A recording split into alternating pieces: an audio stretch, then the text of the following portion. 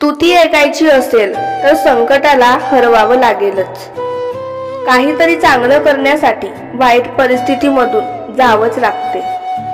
अनेक वेळा आलेले अपयश हे एका यशाने संपून जाते।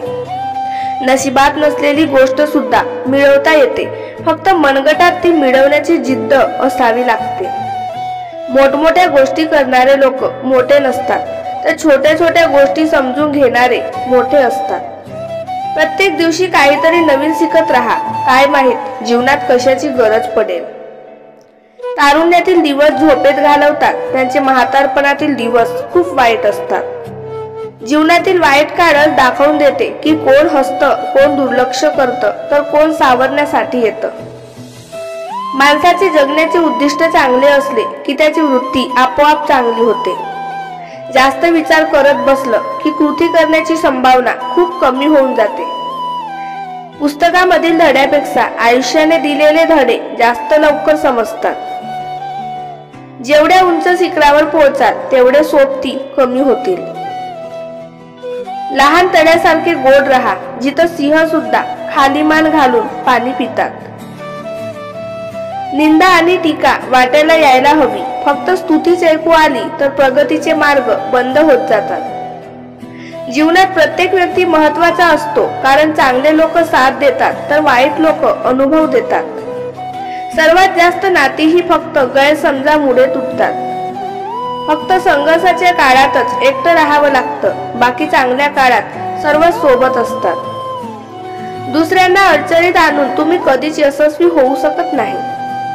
काही लोक आनंद मिळेल ते काम करतात, तर काही लोक मिळेल त्या कामात आनंद शोधतात।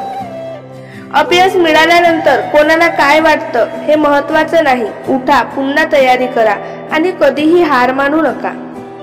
जीवनात एक गोष्ट खूप महत्त्वाची आहे, जोपर्यंत आपण चालणं थांबवत नाही तोपर्यंत आपण किती हळू वेगाने चालत आहोत यामुळे काही फरक पडत नाही। तुमचे स्वप्न खूप मोठे ठेवा, ते पूर्ण करण्यासाठी मेहनत भरपूर करा, मात्र ते पूर्ण न करण्यासाठी कोणतेही कारणे देऊ नका। कुठलीही अशक्य गोष्ट ती मिळेपर्यंतच कठीण असते।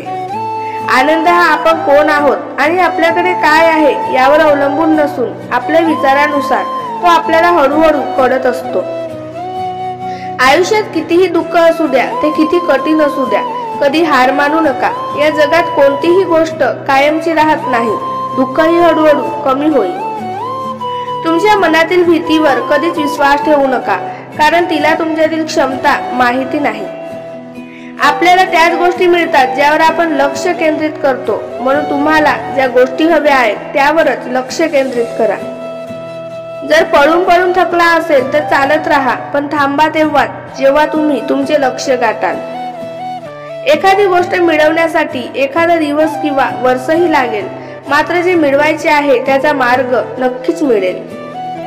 जीवनाची खरी सुरुवात तेव्हाच होते जेव्हा आपण आपला कम्फर्ट झोन सोडतो। दररोज सकाळी उठल्यानंतर स्वतःलाही आठवण करून द्या की मला जे मिळवायचे आहे ते मी मिळवू शकतो। भूतकाळातील अनुभव आणि भविष्यातील प्रेरणा घेऊन आपण वर्तमानातच हवं ते मिळवू शकतो।